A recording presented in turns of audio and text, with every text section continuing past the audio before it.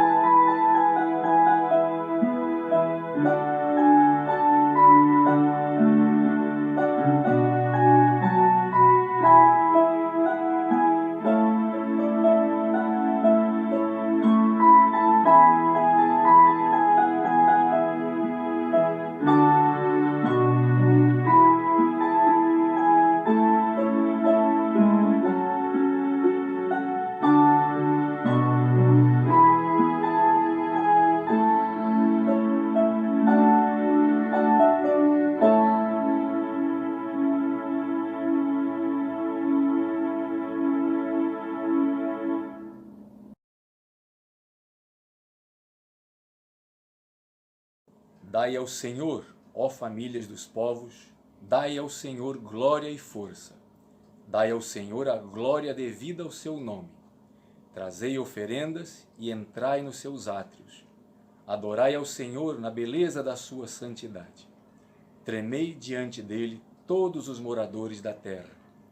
Salmos 96, de 7 a 9.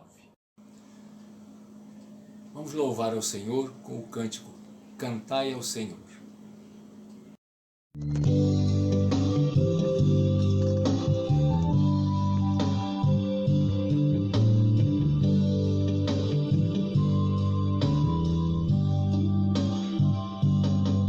Cantai ao Senhor um cântico novo, cantai ao Senhor todas as terras, cantai ao Senhor.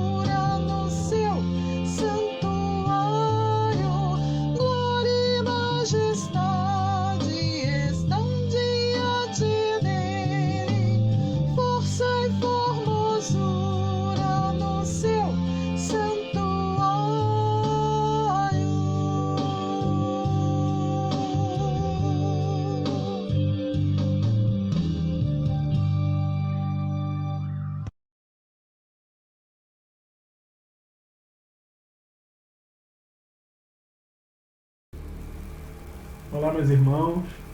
Hoje é domingo, dia 3 de maio de 2020, primeiro domingo do mês de maio, que é o nosso mês. Nós, batistas, celebramos o mês da família no mês de maio. Então, esse mês nós vamos estar trazendo mensagens acerca da família, né? E também, sempre que possível, trazendo a família sob a ótica do relacionamento com Deus. Hoje eu gostaria de falar um pouquinho sobre o papel da mulher na família, e para falarmos sobre o papel da mulher na família, nada melhor do que pegarmos aquela mulher que é realmente o modelo, a mulher virtuosa, descrita em Provérbios capítulo 31. E o interessante é que essa mulher virtuosa, ela não é descrita por um homem, não. Ela é desenhada por uma mulher, pela mãe do rei Lemuel de Massá. O rei Lemuel foi quem escreveu esse capítulo 31 de acordo com os conselhos que ele ouviu da sua mãe. E a sua mãe, muito provavelmente, era também uma mulher virtuosa, porque ela sabe e soube reconhecer as características de uma mulher virtuosa e assim ensinar seu filho, e ensinar tão bem que o seu ensinamento chegou até nós, aqui no século XXI. Provérbios capítulo 31, a partir do verso 10. Eu vou ler aqui na NVT, que é a versão que eu tenho usado ultimamente, mas você pode acompanhar na sua versão normal. Quem encontrará uma mulher virtuosa? Ela é mais preciosa que rubis, e o marido tem plena confiança nela, e ela lhe enriquecerá a vida grandemente. Ela lhe faz bem e não mal todos os dias da sua vida. Ela adquire lã e linho, e com alegria trabalha os fios com as mãos, como navio mercante. Traz alimentos de longe, levanta-se de madrugada para preparar a refeição da família e planeja as tarefas do dia para as suas servas. Vai examinar um campo e o compra, com o que ganha planta um vinhedo. É cheia de energia, forte e trabalhadora. Certifica-se de que todos os seus negócios sejam lucrativos. Sua lâmpada permanece acesa à noite. Suas mãos operam o tear e seus dedos manejam a roca. Estende a mão para ajudar os pobres e abre os braços para os necessitados. Quando chega o inverno, não se preocupa, pois todos em sua família têm roupas quentes. Faz suas próprias cobertas e usa vestidos de linho fino e tecido vermelho. Seu marido é respeitado na porta da cidade, onde se senta com as demais autoridades. Faz roupas de linho com cintos e faixas para vender aos comerciantes. Veste-se de força e dignidade e ri sem medo do futuro. Quando ela fala, suas palavras são sábias. Quando dá instruções, demonstra bondade. Cuida bem de tudo em sua casa e nunca dá lugar à preguiça. Seus filhos se levantam e a chamam de abençoada, e o marido a elogia. Há muitas mulheres virtuosas nesse mundo, mas você supera todas elas. Os encantos são enganosos e a beleza não dura para sempre, mas a mulher que teme ao Senhor será elogiada. Recompense-na por tudo que ela faz, que suas obras a elogiem publicamente. Meus amados, que belo texto da palavra de Deus. Hoje em dia tem estado muito em voga o chamado feminismo, o movimento feminista, que tem sido um movimento um tanto quanto diferente daquele feminismo original, em que se buscava a equiparação salarial, essa coisa toda.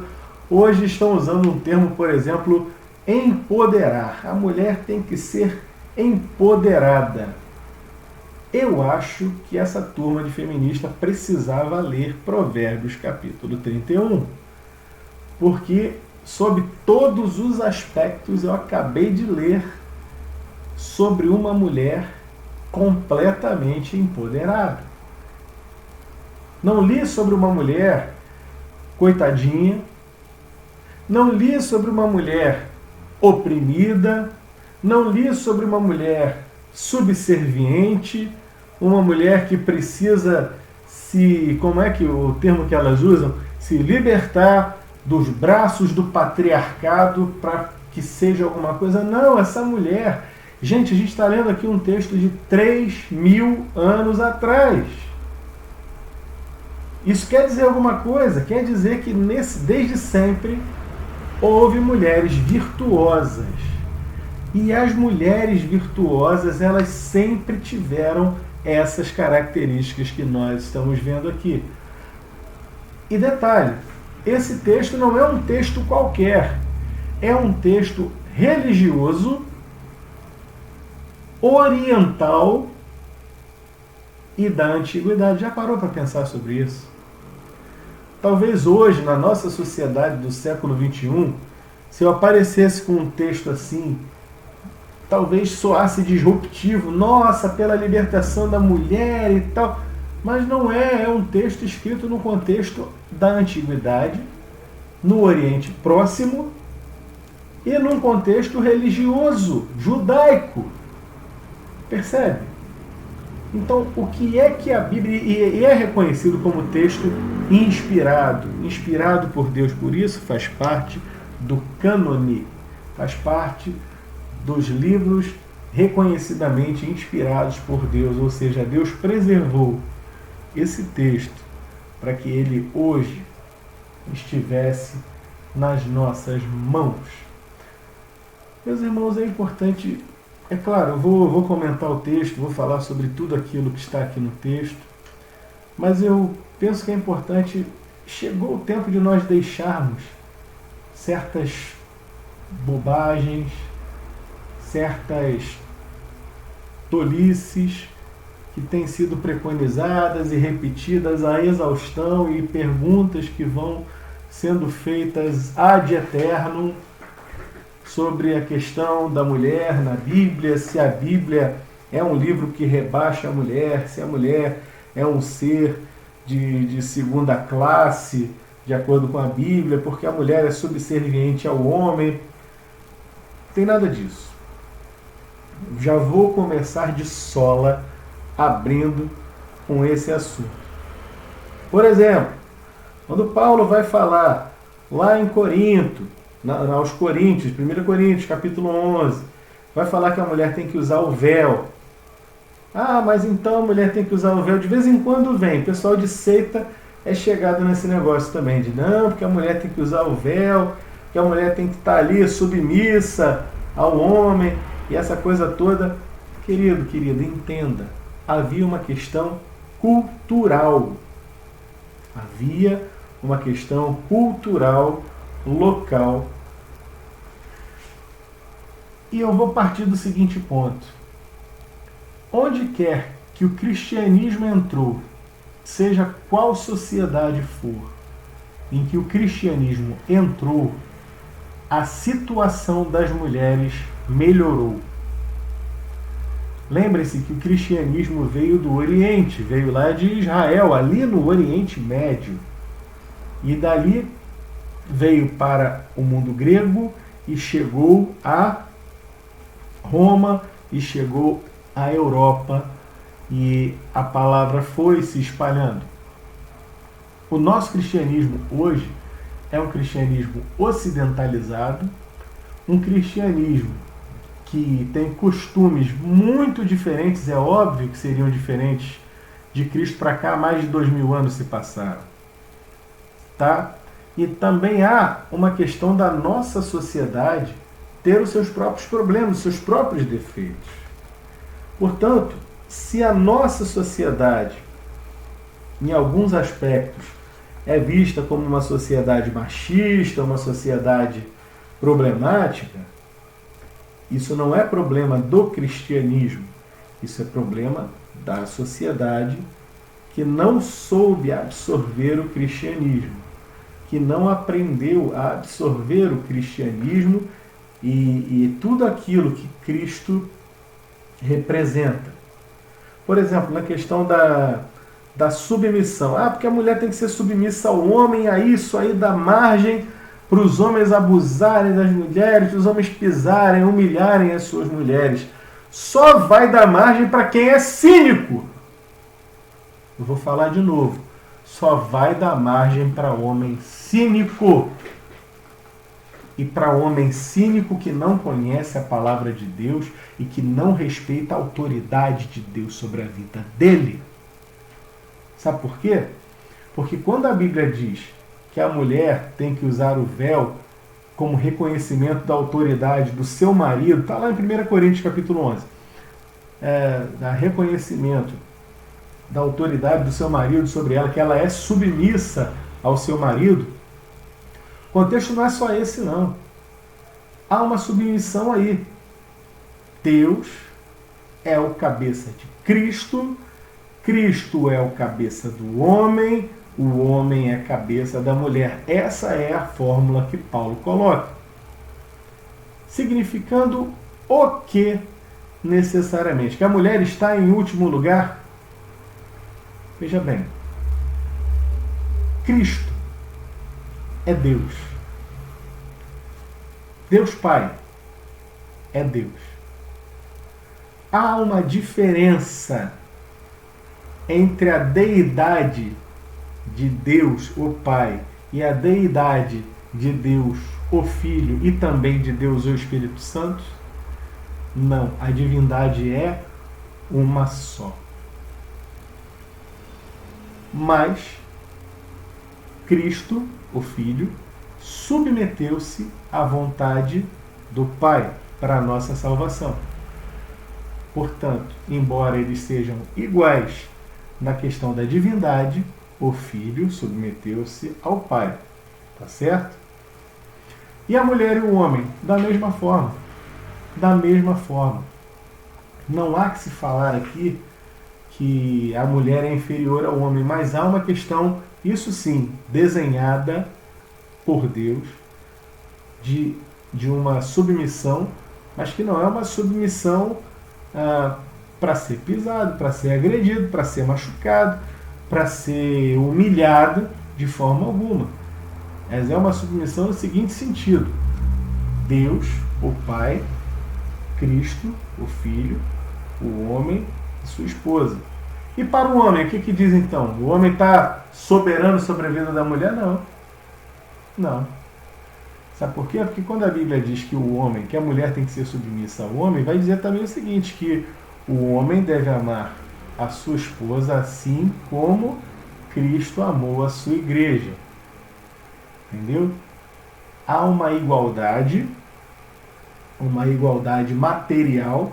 O homem e mulher são materialmente iguais diante de Deus. Se você duvida do que eu estou te falando, vai lá em Gálatas, capítulo 3, versículo 28, Novo Testamento, apóstolo Paulo, o mesmo apóstolo Paulo que vai destacar o papel do homem e da mulher no casamento, o mesmo apóstolo Paulo que vai dizer que a mulher tem que usar véu como sinal de autoridade do marido sobre a vida dela, que é uma questão cultural ali de Corinto, tá? Questão cultural. Por quê? Porque ali no mundo grego, as mulheres, praticamente a única diferença de vestimenta entre homens e mulheres era exatamente a questão do véu. Porque o homem usava também aquela túnica, e a mulher usava a túnica também. O homem e a mulher usavam sandálias. O que praticamente os diferenciava, a mulher usava véu, como hoje ainda usa no mundo islâmico. Então Paulo está dizendo ali para eles o seguinte: tem que usar, porque é uma questão aqui cultural. Vai ficar feio para a igreja se justamente no seio da igreja as coisas forem diferentes. Num lugar aqui, no contexto em que só quem não usa véu, as mulheres que não usam véu são as mulheres prostitutas cultuais e efetivamente as prostitutas.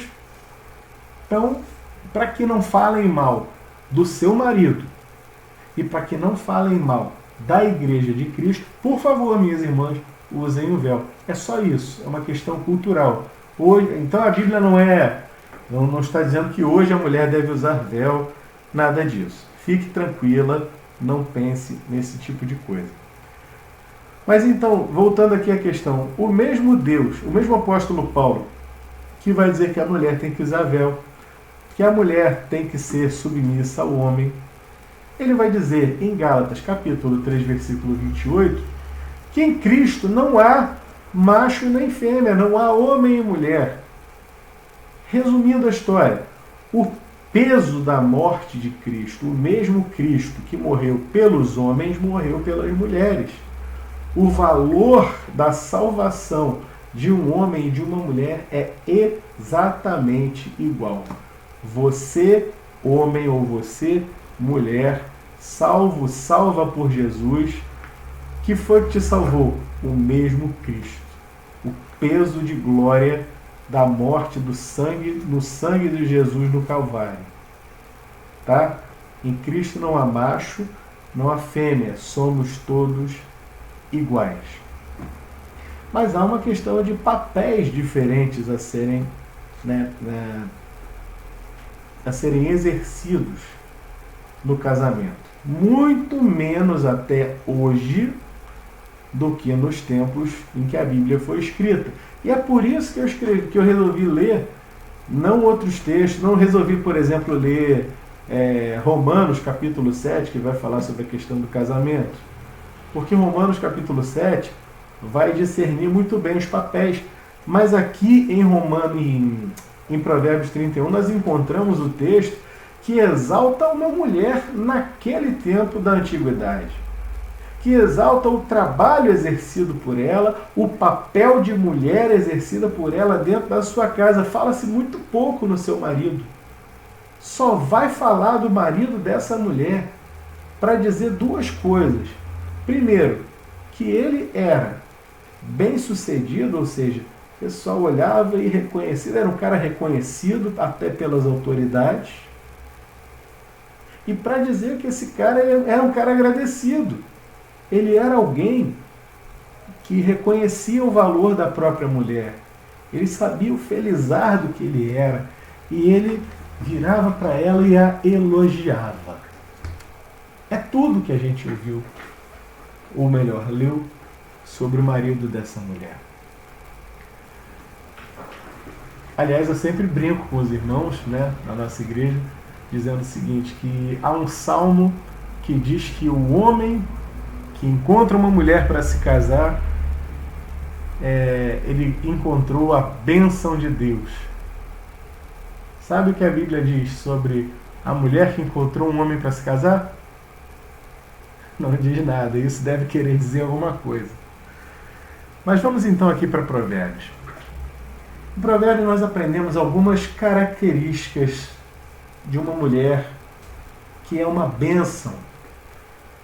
Aqui também, nos textos de sabedoria, nós vamos encontrar um outro texto dizendo que a mulher sábia edifica o seu lar e a mulher tola, com as suas próprias mãos, destrói o seu lar. Só por aí já sabemos aqui que essa mulher é sábia. É uma mulher que edifica, uma mulher que constrói um lar. É uma mulher que ela tem a plena noção e convicção do que ela está fazendo. Ela está construindo um lar, ela está fortalecendo seu marido e também os seus filhos. Você observou que essa mulher é trabalhadora? Ela tem mais uma coisa que me escapou aqui sobre o marido. Também diz que o marido confia nela. Afinal, uma mulher dessa, não é qualquer um. Diz aqui que ela trabalha, ela adquire lã e linho e ela é industrial, ela transforma a matéria-prima em alguma coisa acabada, em roupas, em vestimentas para vender e para lucrar. Então ela, primeiramente, ela é uma mulher muito trabalhadora. Ela faz o que tem que fazer, ela está ocupada das coisas de casa, sim, mas além das coisas de casa, ela está ocupada em fazer outras coisas para conseguir um lucro extra. E ela, ao conseguir esse lucro extra, ela não bota o lucro extra no bolso e o lucro extra dela fica encostado ali. Não, ela vai além. Aquele dinheiro que ela foi juntando do seu trabalho, ela vai e compra um campo. E ao comprar um campo, ela planta uma vinha. Sabe o que significa o vinho, o fruto da videira na Bíblia? Alegria. A alegria. Ela estava trazendo alegria para o seu lar. A partir daquela vinha, ela poderia obter o seu próprio vinho sem precisar comprar de terceiros. Ela poderia obter uvas passas, uvas para alimentar sua família, poderia vender o excedente. Ela só fez lucrar. E quantas mulheres hoje seguram as pontas não só com seu marido e filhos em casa, mas quantas são mães, né, infelizmente, sozinhas. E elas seguram as pontas em casa, às vezes com 2, com 3 filhos, e elas trabalham num emprego, elas trabalham no outro emprego, e algumas não têm emprego, essa coisa do emprego formal propriamente, e vão fazer trabalho de diarista. Segunda-feira está numa casa, terça está na outra, quarta está na outra, e por aí vai. E estão se virando. E estão colocando o pão dentro de casa. Isso é bom, isso faz dessas mulheres virtuosas. Mas ela não é simplesmente uma mulher virtuosa porque ela trabalha. A virtude dela vai além. O versículo 20 nos diz que ela estende a sua mão para ajudar os pobres e abre os braços para os necessitados. Essa mulher que rala tanto, que corre atrás, que se esforça, ela ainda encontra condições de ajudar quem precisa. Sabe, irmãos, isso nos ensina que uma mulher virtuosa, uma mulher que abençoa, ela não só vai abençoar o seu lar, como ela vai abençoar outros. E isso é testemunho do Senhor. É testemunho de Deus. Tem gente que não. Eu ganhei o meu, me esforcei, eu corro atrás, o dinheiro é meu, e problema, corre atrás. Sai pra lá, vagabundo. Tem gente assim? Tem gente assim. Mas a mulher virtuosa, ela além de ser virtuosa no trabalho, ela também é virtuosa na bondade, na ajuda a quem tem necessidade. E nem sempre a necessidade é, como está sendo colocado aqui, uma necessidade física, não, porque a mulher tem essa coisa de zelar, né? Tem essa coisa de ajudar, de se preocupar, de chorar com os que choram. Ela está ali para aconselhar quem precisa de um conselho. Ela está ali, às vezes você não fala nada, mas aquela pessoa sabe, aquela mulher sabe que algo não vai bem. E ela chega e pergunta: tá tudo bem? Tá com alguma dificuldade? Tô sentindo que você tá meio diferente, tá meio triste. E quando a pessoa sente que foi vista naquela situação, é fácil abrir o coração para uma pessoa que você sabe que é uma pessoa boa. Você sabe que é uma pessoa de boas intenções. E essa mulher, ela ouve atentamente os problemas de outras pessoas. E ela vai orar com você. E se ela puder fazer alguma coisa, tomar alguma providência, ela vai tomar também. Meus queridos, que bom que nós temos tido tantas mulheres virtuosas na Igreja de Cristo ao longo dos séculos. Ainda temos muitas hoje com a graça de Deus, porque o Espírito Santo, habitando no coração da mulher que já é virtuosa, ele vai colocar essa mulher numa situação ainda mais abençoadora. Ele vai fazer com que ela estenda a mão ao necessitado, com que ela ajude aqueles que têm problemas. Outra coisa que essa mulher faz, acabamos de ler aqui, seu marido é respeitado na porta da cidade. Ela é o respeitado aqui é o marido, mas nas entrelinhas o que está sendo dito é que ela é digna de respeito pelo seu procedimento. Ela é respeitável e respeitada pelo seu procedimento diante dos filhos, diante do marido, diante da sociedade.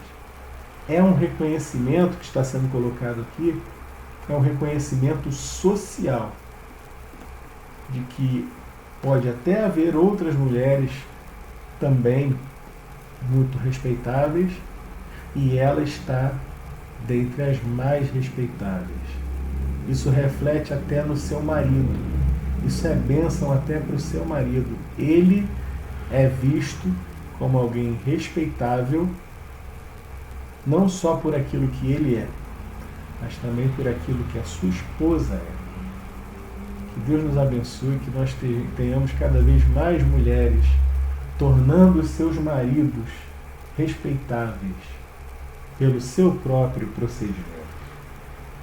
E a Bíblia vai continuar dizendo aqui que ela veste-se de força e dignidade. Essa mulher é forte. Essa mulher tem dignidade. A mulher virtuosa, ela não é, como diz aqui, não come o pão da preguiça, né? Não dá lugar à preguiça, mas ela é alguém esforçada. Ela é alguém diferenciada. Ela é alguém que quer avançar, que quer fazer o seu marido avançar. E eu aqui me lembro da versão, se eu posso assim dizer, popular disso. Lembra do filme Gonzaga, de pai para filho? Há uma cena muito engraçada que o Gonzagão vai dizer, não me lembro em que contexto agora, acho que o pai dele falando para ele, vai dizer: olha, meu filho, uma mulher boa para um homem, ela é que nem uma topada, ela joga ele para frente. Já pensou? Mas a topada pode ser uma coisa ruim, né? Mas vai te jogar para frente. A mulher não, a mulher tem que ser da mesma forma, disse Luiz Gonzaga, ela vai jogar o homem para frente. Estamos lendo aqui em Provérbios 31, ela se veste de força e dignidade, ela se ri sem medo do futuro. Por quê? Porque ela sabe que ela está fazendo o seu caminho, traçando o futuro dela e da sua família. Ela também tem uma outra característica, que é a sabedoria, e uma outra ainda, que é a bondade. Estão no versículo 26, quando ela fala: suas palavras são sábias, quando dá instruções demonstra bondade. Sabedoria é dom de Deus, gostaria de lembrar, isso está lá em Tiago. Ela fala com sabedoria. Não fala simplesmente por falar, não fala simplesmente para agredir. Uma mulher sábia que edifica o seu lar, abre a sua boca com sabedoria. Que Deus nos dê mais mulheres dentro dos nossos lares cristãos, que abram a sua boca cheia de sabedoria. E também, da mesma forma, com bondade. Quando dá instruções, demonstra bondade. Ou seja, ela não é mandona, ela não é agressiva, ela não é aquela coisa grosseira, mas ela é uma mulher que abre a sua boca para mandar, sim, para dar instruções. Olha, eu quero isso dessa forma, eu quero que isso aconteça, eu preciso que você vá, eu preciso que você venha, eu preciso que você resolva, mas é tudo com bondade. Ela dá ordem aos seus servos, às suas servas, com bondade. os resultados aqui que a Bíblia apresenta são quase irreais, se nós olharmos para a nossa sociedade hoje. Mas sabe por quê? Só são irreais porque a nossa sociedade, infelizmente, é uma sociedade desgastada pela falta de Deus. Porque no mundo ideal, porque no mundo em que todos servíssemos ao Senhor, no mundo em que fôssemos realmente honestos uns com os outros, o que aconteceria seria exatamente isso. Seus filhos se levantam e a chamam abençoada, e seu marido a elogia. Que Deus nos abençoe e nos dê filhos sábios, que saibam reconhecer verdadeiramente o valor da sua mãe, o valor de uma mãe sábia, de uma mãe honesta, de uma mãe verdadeiramente virtuosa. E que enquanto é tempo, vocês filhos, nós filhos, digamos para ela: olha mãe, você é uma abençoada, a senhora é uma abençoada. Que nós encontremos também maridos mais honestos e mais sábios, que possam olhar para suas esposas e, ao invés de querer se impor sobre a esposa, ao invés de querer pagar de eu sou o chefe da casa, eu que mando aqui, isso é uma grande bobagem, que vocês reconheçam, que nós saibamos reconhecer e elogiar. E dizer isso aqui, ó: há muitas mulheres virtuosas nesse mundo, mas você supera todas elas. Valorize o que você, meu irmão, tem em casa. Tem uma mulher virtuosa como essa? Valorize. Se você não tem, faz o seguinte: você diga para si mesmo assim: olha, não é que eu não tenho, talvez eu não esteja alimentando nela a virtude. E mude. Mude as suas atitudes. Comece a elogiar.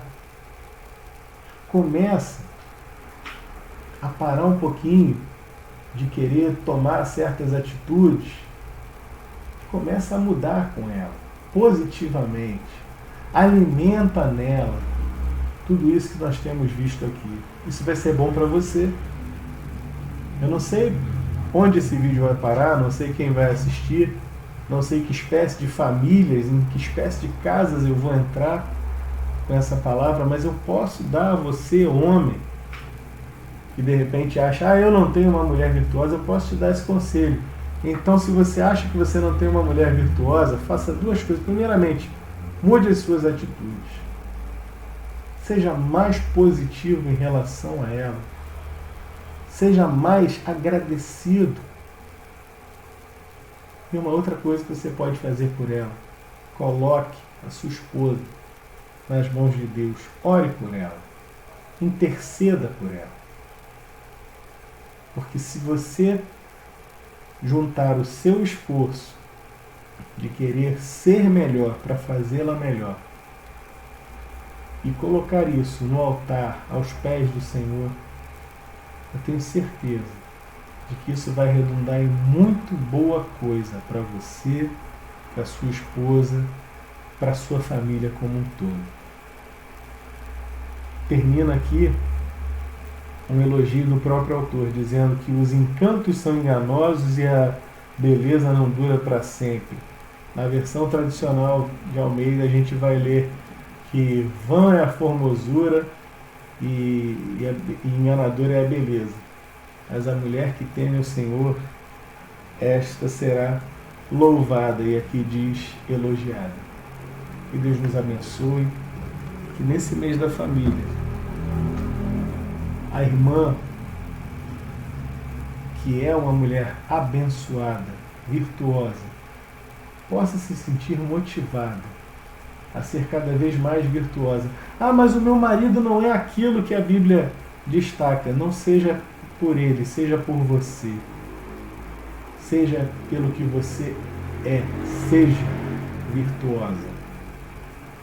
Que você se sinta empoderada por esse texto da Palavra de Deus, fortalecida, abençoada. Agradeço a Deus pela minha esposa, pelas mulheres da minha vida, né? Pela minha esposa, pela minha mãe, pela minha sogra também, minha irmã, e pela mais nova de todas, a pequena Helena, que vai fazer, agora dia 28, vai fazer 2 aninhos, e que, sinceramente, espero que ela possa olhar para trás na vida dela e concluir, olha, minha mãe foi uma mulher virtuosa, tudo isso que está falando aqui sobre o marido dela foi cumprido na vida do meu pai, e eu quero ser uma mulher virtuosa como a minha mãe foi na vida dela. Que vocês, irmãs, também possam dar esse bom exemplo dentro do seu lar. Seja uma mulher virtuosa. E você, meu camarada, valorize a tua mulher virtuosa também. Você, filho, você, filha, valorize a mãe virtuosa que você tem dentro de casa. Que Deus abençoe a cada um dos irmãos. Que o Senhor esteja com cada um de nós, nos abençoando e nos fortalecendo nesse mês da família.